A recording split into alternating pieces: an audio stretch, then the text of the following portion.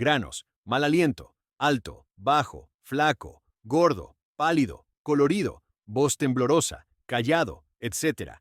Todas estas características no son más que rasgos físicos y o internos comunes, pero que, por desgracia, en la actualidad se ven como defectos.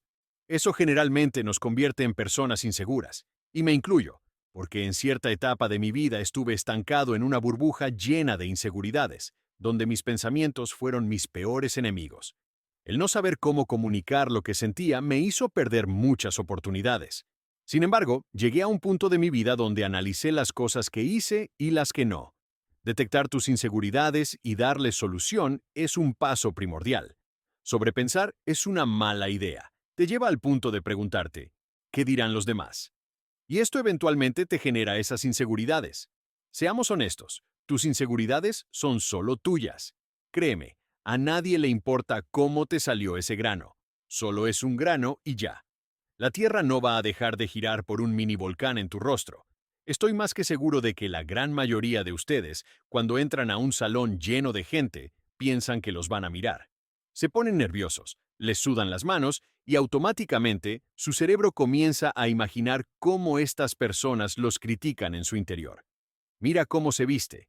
Tiene un grano aquí. Mira su postura. Bruh. Anda bien encorvado. Mira, tiene las zapatillas rosadas de Bad Bunny. Escucha cómo habla, jajaja. Ja, ja. ¿Y saben por qué sucede esto? Pues, por tu maldito ego. Porque piensas que todo y todos giran alrededor tuyo, cuando en realidad solo eres un diminuto grano de arena en un gigantesco desierto. Tal vez pienses que, si tienes mucho ego, no deberías tener inseguridades. Pues no, es todo lo contrario, porque esa es la raíz donde se generan tus inseguridades, al pensar que todos están pendientes de ti. Deja ya de preocuparte por lo que los demás puedan pensar de ti, porque ellos están ocupados en sus propias inseguridades. Generalmente, las personas son afectadas por el ¿qué dirán los demás? ¿Te ha pasado que, cuando tienes planeado hacer algo, como un negocio, tus inseguridades empiezan a sabotearte? Ay, pero si no funciona, ¿qué dirán los demás? Tal vez se burlen de mí. Dirán que soy un tonto por gastar todo mi dinero en un negocio que no funcionó. Y así sucede con muchas personas y en diferentes contextos. Solo tú eres responsable de cómo gestionar tus pensamientos, de cómo convertir esas inseguridades en tus aliadas. Más que erradicarlas, deberías hacerte amigo de ellas, hacer una tregua y poder vivir el día a día sin estar agobiado por esos insignificantes factores que solo te detienen. Además, recuerda que la gran mayoría de esas inseguridades son reversibles. Yo, por ejemplo, estoy mejorando en cómo gesticular y entonar bien las palabras. Solo detecten su complejo, analícenlo, busquen alternativas para solucionarlo y manos a la obra. Recuerda que aquellas personas que se burlan de tus complejos también tienen inseguridades que arreglar.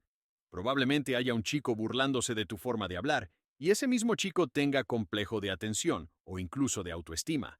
Si alguien te dice que no tiene inseguridades, está mintiendo. Todos tenemos al menos una.